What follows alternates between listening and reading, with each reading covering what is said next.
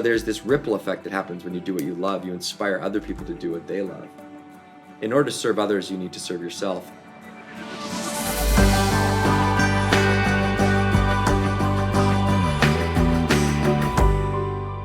Hi, welcome to Resonate, Conversations and Life Lessons from Rancho La Puerta. I'm your host, Barry. Rancho La Puerta is considered a fitness resort spa because our guests come here to work on their mind, body, and spirit. I think of the body as the house for your mind and your spirit. If you have a strong house, well-maintained, you can focus on what's going on the inside. The ranch gives you many opportunities to work on that house or your body. Today, I'm coming to you from our Pilates studio. It's one of 11 fitness facilities we have here at the ranch. Along with that, we have almost 50 miles of hiking trails, 4 swimming pools, and 40 plus fitness and wellness classes each day.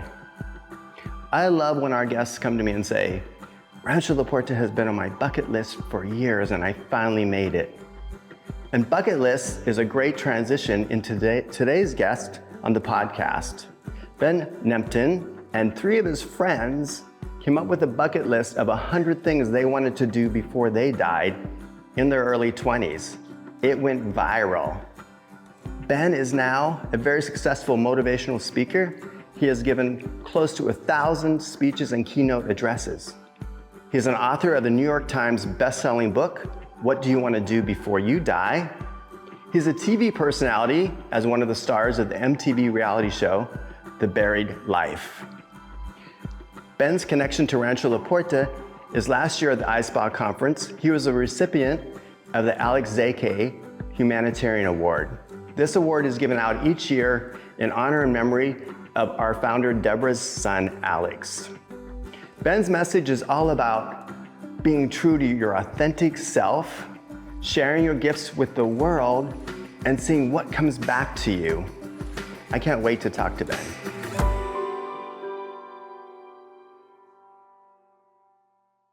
Hey, Ben, thanks for joining today. Taking some time. I know you're really busy. Yeah, thanks, Barry. It's good to be here. How you doing? I'm doing good. How about you? I'm doing great. Are you in California? I am. So you enjoying the spring weather?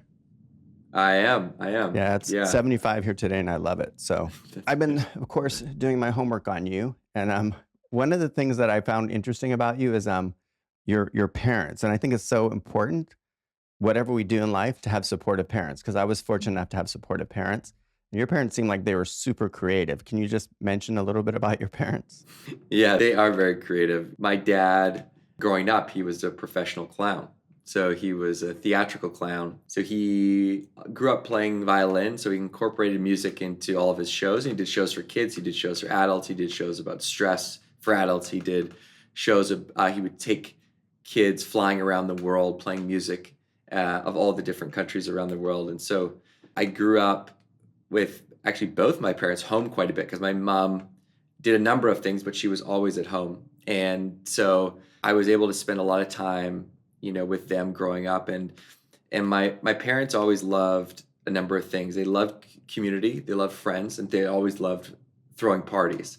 And so they would play music, throwing parties, and they would travel around the world. And everywhere they would travel, they would meet people. So when I was young, I was 2 years old, I went to Greece, and my parents would play music at the tavernas for a free night stay above the taverna in the little hotel.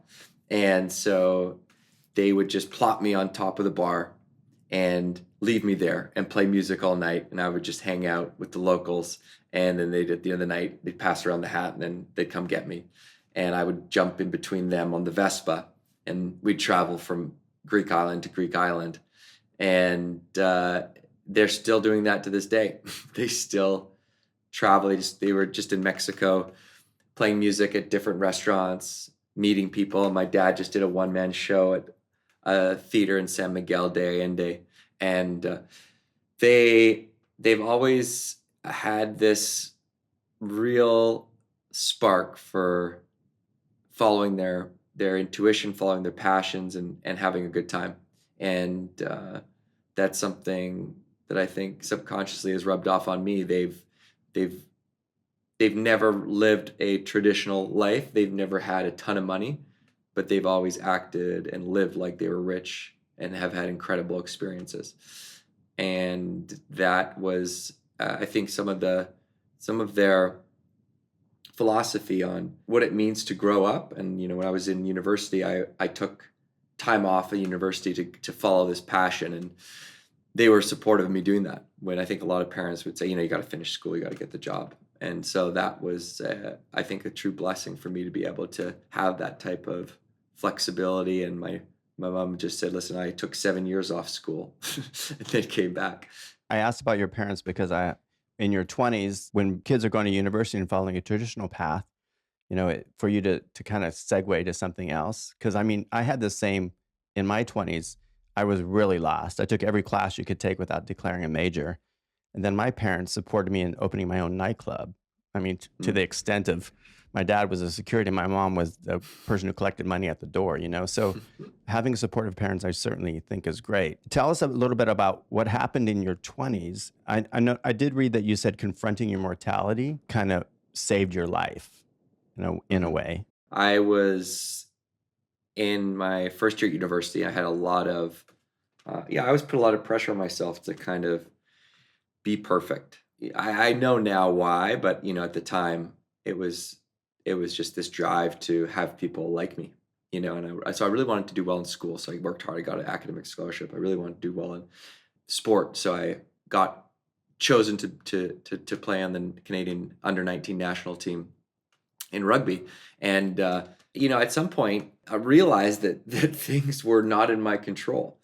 That I wasn't in control of life the way that I felt like I needed to be to succeed in everything that I did.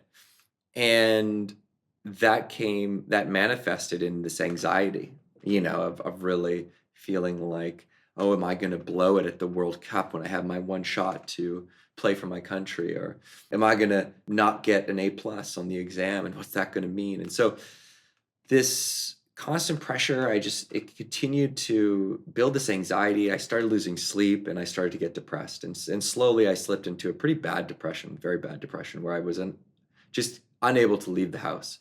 Couldn't go to school, couldn't go to rugby practice. So I got dropped from the team, dropped out of school, and was a hermit. I was just a shut-in my parents' house. I couldn't leave my room pretty much.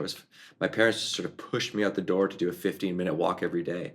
And even that was difficult for me. Sometimes I just go hide in the driveway for 15 minutes. And two things happened. One, I was pulled out of the house by my friends who brought me to come work with them for the summer in a new town. They were going to work in Banff, Alberta. And this was up in Canada. So I was in Victoria, BC. And I was sort of pushed to do things I was uncomfortable doing, but they ultimately were good for me. Like I was pushed to make money to pay for rent. So I had to get a job. And this job, I finally thought, wow, I feel a little bit of confidence. I feel a little self-worth. I'm actually doing something. I started talking about what I was going through, and I realized that I wasn't alone. And I started meeting new types of kids that ultimately were giving me energy versus draining energy from me. They were inspiring. They had created stuff. They were a different breed of young people. And I realized that these are the types of kids that I need to be around by necessity to kind of give me that energy and give me that boost. And so I decided to try and only surround myself with people that inspired me from that moment forward. And that decision completely changed my life, because there was only one kid that inspired me, and he was a filmmaker from my neighborhood. And I called him up and I asked him if he wanted to make a movie, because I felt like, I had always wanted to make a TV show or a film. And I had no idea how to do it, but I saw this kid had posted some videos, early days in Facebook. This is 2006. And I was inspired by it. So I called him up and he was on board. And we got two other friends and we started trying to figure out, what is this film we're going to make? And one of these guys tragically had one of his friends drown on a camping trip. And this was the first time that him, and actually any of us, were really faced with mortality and faced with death at a younger age. And it really shook us. And we started to realize that it it actually made us think and realize what was important in our life by actually confronting our mortality. And so we decided that we were going to ask ourselves this question, what do you want to do before you die, as a way to think about and articulate and ultimately write down all the things that were really important to us and what we really wanted to achieve in our lifetime. And that we actually didn't have that much time. We thought we did, but we didn't know. And so death became this filter that really changed our perspective and ultimately cut through all the BS and allowed us to look at what was important. So that's actually where this bucket list started to come from. It was just the answers to this question, what do you want to do before you die? And so we wrote this bucket list of all of our dreams that we had buried deep below the surface and never acted on. And we thought, why don't we just go after this list and let's help other people achieve their list. So we'll ask other people this question, what do you want to do before you die? And if we can help them, we will. And we'll also go after our list and we'll film it and we'll make a documentary about that. And it was all kind of sparked by this documentary that my friend Johnny was assigned to an English class called The Buried Life, which was also kind of a morbid poem, but it just talked about how the day-to-day buries what you really want to do. And we all have dreams, but they get buried by life. And sometimes we're inspired to go after them, but ultimately life gets in the way and they get buried again. And we thought, well, that's how we feel. And this guy wrote this poem 150 years ago. So why don't we call this film The Buried Life? Because really that's what we're doing. We're sort of in search of our buried life. And we thought we'll take a 2-week road trip to tackle our bucket list and help other people. And that'll be it. We'll make a cool little film. And then we'll go back to school, show our friends the film, and that'll be it. Well, what we didn't expect was when we hit the road, and by the way, we just begged, borrowed, and stole to get this thing together. We borrowed an RV. We worked 2 jobs throughout the school year. We threw parties like you to raise money, to pay for gas. And the community really stepped up to help us make this happen. And surprisingly, as soon as we started to travel, people wanted to help. And all these strangers started emailing us. They'd see us on the local news or they'd hear about us and they'd find our website. And they'd ask to help us cross off all of the list items. I mean, not all of them, but many of them. And then they asked for help with their dreams. And so this 2-week road trip, it ended up lasting over a decade. We just kept doing it because of the support and the momentum and this energy that we were feeling, of feeling alive. And it was ultimately led us to these accomplishing these dreams that we thought were impossible. So right from the beginning, you had the intention of when you got something on your bucket list, you would help someone else accomplish something. That was right at the beginning, huh? So, yeah, right at the beginning. In fact, we also thought that maybe the documentary wasn't even going to have us in it because we thought it was self-serving for us too. We just thought no one would really care about our list, but it would be interesting to figure out what people wanted to do, why they hadn't done it, and then help people if we could.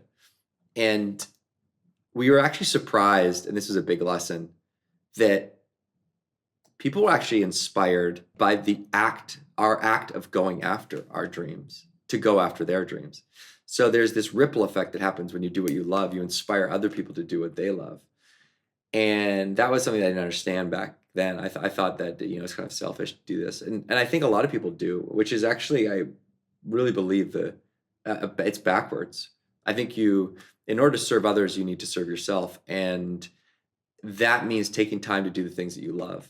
And by doing that, you're going to enable yourself to be the best version of yourself and ultimately take care of those around you at the highest level, as well as unlock your full potential. And that's why they say put on your own oxygen mask before serving others, because you can't serve others if you can't breathe. And this idea of prioritizing the things in your life that you love, your personal passions, your dreams, not only is it important for you in this moment to do that because you fuel yourself to be able to do everything in your life better, but also your future self will thank you, because 76% of people on their deathbed, their biggest regret is, I wish I would have lived for me, not the life others wanted for me or the life that was expected of me. And that is a real shame. That is a huge shame to think that you could live your whole life and reach your deathbed and think, Jesus Christ, I blew it. I did not live for me. And so really when I heard that stat, came out of research from Cornell by Dr. Gilovich, and it was published in the psychology journal Emotion. I read that and I thought, that has to change. Like, why isn't not everybody talking about this? If this is the biggest regret we have. So that's why I speak, is to, one, give people permission to dream by connecting to their well-being, by connecting to their performance and their professional lives, by connecting it to their future self, their legacy, and hopefully starting to move the needle where people live a life that it's not even about accomplishing your dreams. Right? I think that that's also something that people get misconstrued. It's just about acting on them. It's just about the act of trying to do them is enough for you not to have that regret. And because it's not about the accomplishment, what you're doing by acting and taking action and moving towards that goal or that dream, you're collecting this information about yourself, about what you need to feel fulfilled. And you're following this energy of, oh yeah, this gives me energy. Makes me feel more alive. I'm gonna do more of this, I'm gonna do more of that. Leads you down this path of living a life that fuels you to be your authentic self. And that's what this is about. It's about being true to who you authentically are and living a life that is reflective of your true self and doing the things that fulfill you and bring you that sense of purpose. But I don't think it really matters if you achieve the goal. And I think that a lot of people get stopped before they even begin because they're afraid of failure. But if you think about it, if it's not about the achievement, then there is no failure. You're just learning about yourself. And it just so happens that if you look at the research, fear of what other people think and fear of failure is the biggest barrier.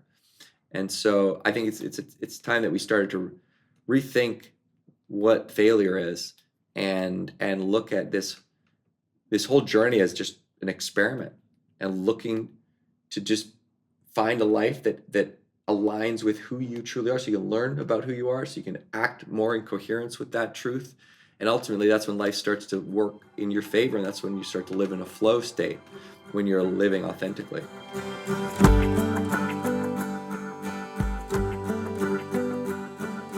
Hi, I'm Daniel. I'm 26. This is my second time here at the ranch. I love it. I love, all the variety of activities and classes that are offered. They're set up in a way that one leads to the next one, and it creates a beautiful little routine that you can follow and that really uplifts your spirit, your mind, connects you with other people out here. Some lend themselves more to connecting with others, some lend themselves more to connecting with yourself, with your inner voice, or just, kind of letting go of some of the worries you might have on the outside world and really finding peace, if at least for a moment, out here, and then bringing that peace back to your day-to-day life. So that's some of the things that I really like about the ranch, about how it gets your life flowing.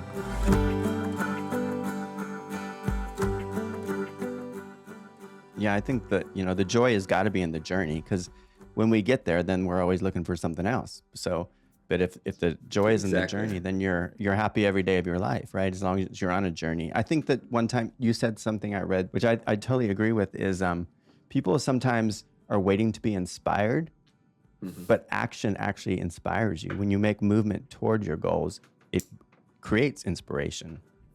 Exactly.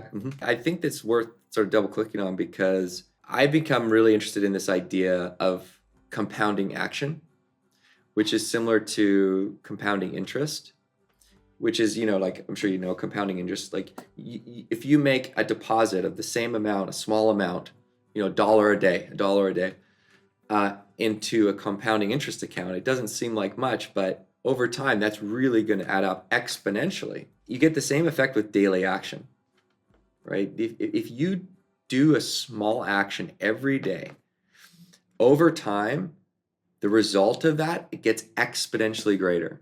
And you'll see this exponential return on your action the more that you do it. And I think that, you're more likely to take that daily action if you are driving or moving towards your something that gives you a sense of purpose. So if you sort of pair purpose and action, what you get is you're able to overcome the fear. You're able to overcome the barriers. You're 7 times more resilient. You're 7 times more likely to overcome a challenge if you come back to why am I doing this, not how am I going to do it. So you actually you have a higher chance of achieving your goal if you're driving towards something that you've connected to some sense of purpose. Because really the purpose is a feeling. The purpose is your energy, the excitement, right? Like we all know, so when we book a trip with friends or family and we're just so excited to go on the trip that like just the thought of it gives us butterflies, and we're, if we're leaving on that road trip at 5:00, like we get immense amounts of work done in that day, right? Because we know that we're gonna log off and we're gonna take off. We're probably 2-3 times more productive, and that energy that we experience from that, just the thought of that is enough to make us more resilient and more effective. So that's all your list is. That's all your bucket list is. It's just a list of all the things that bring you that sense of purpose. Another thing that I thought was interesting, when you guys decided to make your bucket list, you had these rules that money was no object, right? And you could accomplish anything that you wanted, because some of the things on your bucket list were pretty amazing, like playing basketball with President Obama, you were on Oprah. I mean, there's so many things that you did that most people wouldn't think. But the other thing I read that you said, that I read this before and I totally believe it, is most people don't think they can accomplish great things. So they set their goals in the mediocre or the medium range, where there's much more competition than these extreme, there's not much competition like, I want to sell out a concert like Taylor Swift does. I mean, there's not as much competition up there as, playing at the local bar. Yeah. And I think that oftentimes, I mean, this is my experience, that you have to prove to yourself that you're capable of doing those things. As soon as you achieve something you thought was impossible, you start to shift your belief system. And you do that enough times, and all of a sudden you have this inherent belief that you can do anything that you put your mind to. And it's really about, can I do it? It's, do I want to do it? Does it align with my authentic self? Because it's like, it's going to take work, but are you feeling like this is aligned with who you are and where you want to go? Play basketball with President Obama is a good example of this. I think that it's also important to, if you can, be creative with your goal setting, and so what I mean by that is there was probably, I don't know, there's millions of people in America that had on their list, had a goal of meeting the president, right? And there were a little bit less, but still millions of people that wanted to shake hands with the president, and there were some people that probably wanted to, have lunch with the president, but there weren't too many people that wanted to play basketball with the president. There's still probably a ton of people, but all of a sudden we went from, millions and millions of people to maybe 100,000 people or whatever. And then of those 100,000 people, how many people drove to Washington, D.C. and stood outside the White House with signs wearing basketball uniforms saying, number 95, play basketball with the president? How many people campaigned in Washington, meeting with politicians, asking them if they could put in a good word at the White House? How many people showed up at the YMCA every day after they challenged the president to a basketball game at 7:30 p.m. every day, showing up, just hoping that he'd showed up? How many people sent letters, left messages, right? Like every time we sort of got creative with our persistence and got creative with the goal itself, what that does is like the person on the other end of that, when people heard that we wanted to play basketball with the president, they kind of smiled, right? They kind of got a kick out of it. They're like, well, right. If we went and we said our dream is to meet the president, they say, okay, you and everybody else, right? But as soon as we kind of put a bit of a creativity behind it, like people respect that ingenuity, that creativity, and all of a sudden you have an advocate, you have someone on your side. And I think the approach that we had also, the humility, the vulnerability, the sheer audacity, and you have to walk this line of you don't want to be too brash where you're upsetting people, But at the same time, you do need to put yourself out on a limb. And people ultimately respect that. And we didn't know what, I still to this day don't know what cut through the noise and got to his desk. And, but I like to think that when he heard about it, he kind of chuckled. And, ultimately it happened. And it actually was, we didn't even know it was going to happen when it happened. We got invited to the White House for a tour after we had gotten about 100 no's. And it was literally a consolation prize. And the president surprised us on the basketball court. So that was my moment where I thought, wow, I actually thought this was impossible. Like 4 kids from an island in Canada, we wrote that down on the list in 2008 when he got elected. And we thought, this is the most impossible thing we could think of doing. But I mean, there's something to be said about persistence and not giving up, don't give up. Because I think I heard you say one time too, no sometimes means just not now. But yeah, you gotta stay persistent. I have another question I want to ask you. I saw you on a podcast. You had mentioned that one of the things that was really hard for you was caring what people think, and that you still struggle with that a little bit. So I was just curious, what advice do you have? Because I think that's a really hard thing for a lot of us, in our jobs or whatever. What people think is part of your job a little bit. So, how do you get past that? It's something that I'm working on. And, I think one of the things that I'm doing right now with a coach is looking at these like deep seated fears that started somewhere in my adolescence, somewhere in my youth, where I created this belief and it became a thought pattern that was this kind of negative loop. And it sort of comes back to like, I'm not worthy, or I'm not good enough. And, we could record a whole nother podcast about just that and where that comes from. But,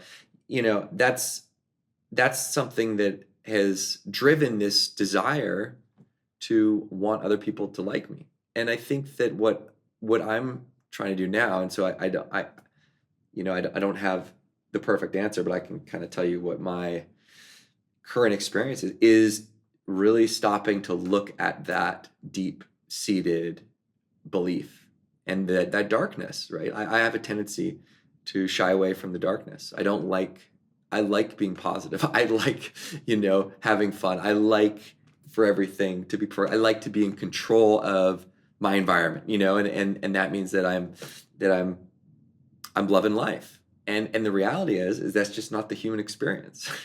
And the other reality, which is something that is the truth, but took me a minute to figure out, is that there's light in the darkness, and that there's so much teaching in the darkness.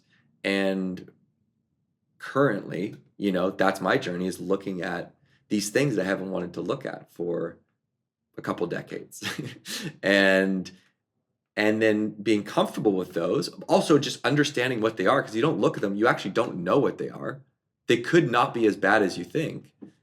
And sort of saying, okay, if that's what this is coming from, like what is the compounding effect of that? What's the butterfly effect of that in my life? And I think that the more that you get to know yourself, the more comfortable you are being yourself. And that's kind of how you get to a point where you care less about what other people think. Right. And I mean, I realize sometimes too that most of what other people are thinking about me is all in my own head, because they're probably not thinking about me at all, to be truthful. They're really not. They're thinking about what other people are thinking about them. Exactly. And they're also more supportive than you think. Yeah. Well, I want to be conscious of your time, because I know you're really busy, and I appreciate you taking this time to spend with us. And your story is a great story. It's like for me, it's a feel good story. And like one of my biggest takeaways is how following your passion makes other people want to follow their passion. Yeah. And there's still a lot of amazing people out there that want to support each other. Yeah. And if you watch the news and you watch everything that's going on, you don't feel that way sometimes. But stories like yours helps us see that it is a reality out there, and it makes me have faith in the human race for sure. Mm-hmm. Yeah, it's true. And I do a ton of speaking, and I always feel like that whenever I leave an engagement. There's just so many good people all over the country. There really is. And it restores my faith in humanity. Just one, how much they want to give, like how much they actually want to make an impact. and how supportive they are, you know, and that everyone has these, we're all connected with this desire for something greater, right? This better version of ourselves. And I think that that's what this is about. This is about unbearing that version of you that you know is there, but you just haven't quite accessed it. And so if you think, look, it's going to be a service to other people if I do this. I'll leave you with this great quote. It's from Les Brown. He's an author and speaker, like really legendary speaker. He says, imagine you're laying on your deathbed, and in your final hours, all the ghosts of the ideas you never acted on, the dreams you never went after, the gifts that you were given but you never sort of did. Imagine all these ghosts, they start to come and they gather at your deathbed, and they say, we came to you when you were alive, and only you had the power to bring us to life. And now we come to die with you forever. Yeah. So I mean, it's a heavy quote, but it's true. And the takeaway for me is that you have a responsibility to act on those dreams, because you're the only one that can do them. You're 1 in 8 billion. No one else was given the gifts that you are given. And so if you don't act on them, they go to waste. They're going to die with you, and no one else can ever bring them to life. So that's why I think it's important to write down your goals, take action every day, and move through that fear, because it's your duty. Yeah, I agree 100%. And that's a great ending quote. So thank you so much for spending this time with us, Ben. And I hope I see you again in the future for sure. But I'm sure I'll see you online because I watch you all the time, listen to you. Yeah, I'm sure I'll see you back at Rancho. I hope you're back at Rancho soon. Thanks so much. Okay, buddy. All right. You. Talk to you later. Take care. Bye. Bye.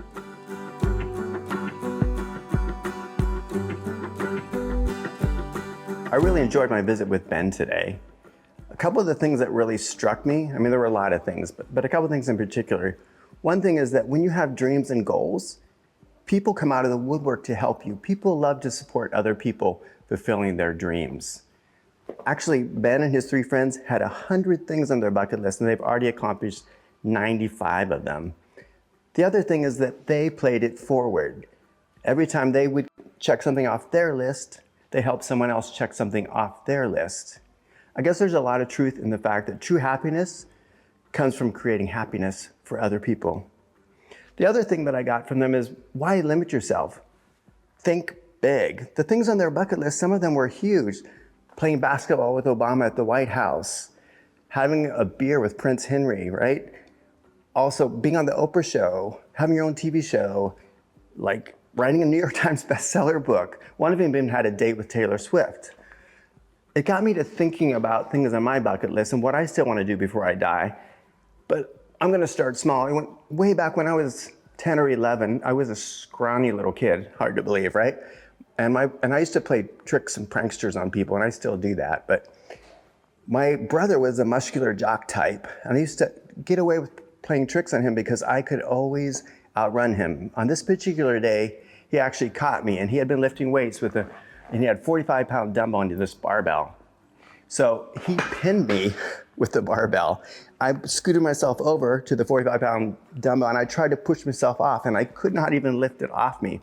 Rightfully, my mom left me lay there for 30 minutes as a punishment for being such a little brat.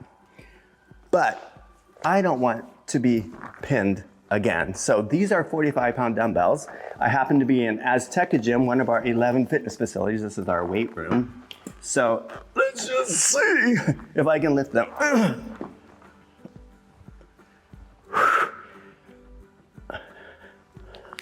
Wow, so there you go. No one's gonna pin me with 45-pound dumbbells again. Check that off my list. I hope you have a bucket list and you start checking some things off of it. Thanks for watching today. Until next time, I'm wishing you health and daily joy.